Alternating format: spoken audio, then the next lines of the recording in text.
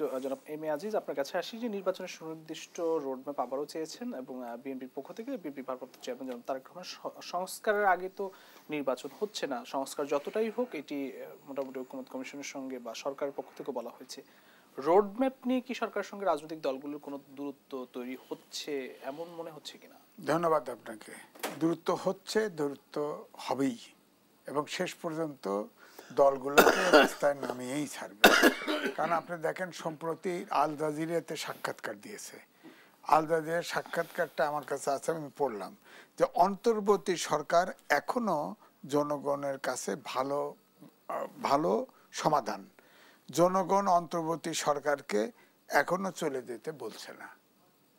এটার অর্থটা কি?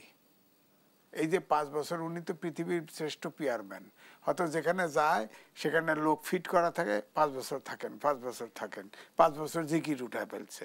5 বছর আনইলেক্টেড লোক কিভাবে থাকবে, কেমন করে থাকবে?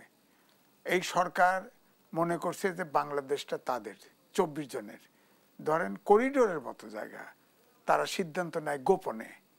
গোপনে কি করে নেয়? জাতিসংঘের মহাসচিব আসছিল, 1 লাখ লোক নিয়ে রোহিঙ্গা নিয়ে ইফতার করছে এবং প্রেস উইং থেকে বলা হয়েছে যে এই যে জাতিসংঘের বিষয়টা আন্তর্জাতিক পরিসরে আলোচনা আসবে, যেহেতু জাতিসংঘের এটা গুরুত্ব বাড়ানোর জন্য তাকে আনছে। এরপরেই আমেরিকান 2 অফিসিয়াল আসছে, ডেপুটি মন্ত্রী, গোপনে আলোচনা হয়েছে। এরপরে আসছে করিডোর, শর্ত দিছে, শর্ত প্রকাশ করে না।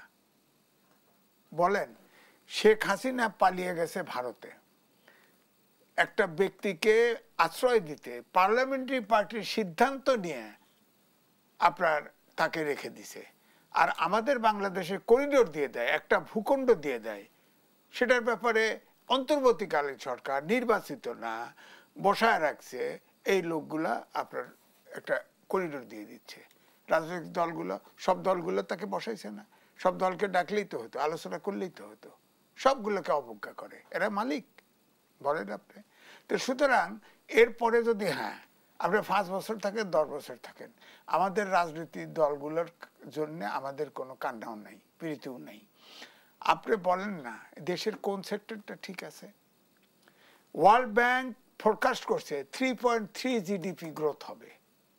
দুর্ভিক্ষ তো আসতেছে, সামনের বছর 3.3 জিডিপি, আমাদের জিডিপি গ্রোথ 6.5 থেকে 7% সবসময়।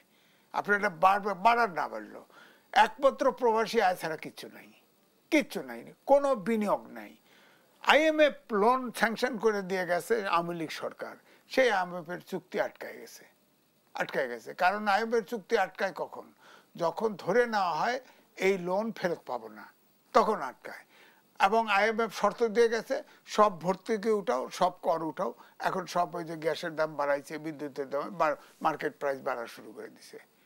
আপনার কোনো কিছু ঠিক মতো নাই। এখন ওই যে এনসিপি বলতেছে প্রশাসনে নাকি সব বিএনপির লোকজন, ইলেকশন করবো কেমনে, তারা ইলেকশন করবে না। আরে ভাই, তোরা ইলেকশন করে লাভ কি? আমির নির্বাচনে আওয়ামী লীগের 3টে বড় বড় নেতা দিয়ে পার্টি করছিল, কিংস পার্টি, একটারও জামানত থাকে নাই। আর এই ছেলেগুলো তো অঙ্কুরে শেষ হয়ে গেছে চাঁদাবাজি করে, এবং এরা যাদের সাথে যাবে সেই দলও ঢুকবে।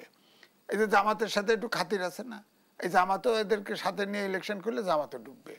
তো সুতরাং এই জন্য আমি বলছি যে এখন যে পরিস্থিতি আসছে, তাকে ওই যে বিএনপি ভারপ্রাপ্ত চেয়ারপারসন যে নির্দিষ্ট রোডম্যাপ আগে করতো, এখন সুনির্দিষ্ট বলছে। কারণ হচ্ছে বগ্গি চগ্গি চলবে না, এগুলা বিএনপি পড়ছে ফাটা বাঁশের চিপায়।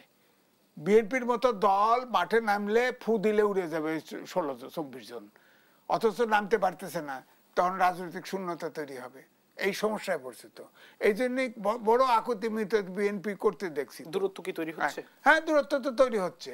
এবং ডক্টর মোহাম্মদ ইউনূস এই সরকার ছাড়বে না। বিবিসি রিপোর্ট করছে তো, সরকারের ভিতরে সরকার আছে, একটা গ্রুপ নির্বাচন দিতে চায় না এবং সরকারের থেকে যেতে চায়। এবং আমার ধারণা ডক্টর মোহাম্মদ ইউনূসই সেই গ্রুপের নেতা। উনি আপনি চিন্তা করেন, সারা দেশটাকে তার ব্যবসায়িক কেন্দ্র বানাইছে। গ্রামীণ ব্যাংকে 666 কোটি টাকা সুদ মওকুফ করে নিছে, গ্রামীণ ফোনের 4,000 কোটি টাকা সুদ মওকুফ করে নিছে, আপনার গ্রামীণ ব্যাংকের 25% সরকারি শেয়ার ছিল, এটারে 5% করে দিছে। এছাড়া তো ইউনুস বিশ্ববিদ্যালয়, ইউনুস অমক টমক করতেইছে। তো উনি তো আসলে 6 মাসের জেল হয়েছিল, জামিনের শর্তে উনি বেল পেয়েছিল। উনি নৈতিকভাবে তো রাষ্ট্রপ্রধান হতেই পারে না, সরকার প্রধান হতেই পারে না, উনি তো হয়েছে, ওনার তো নৈতিকতার নিয়েও প্রশ্ন আছে।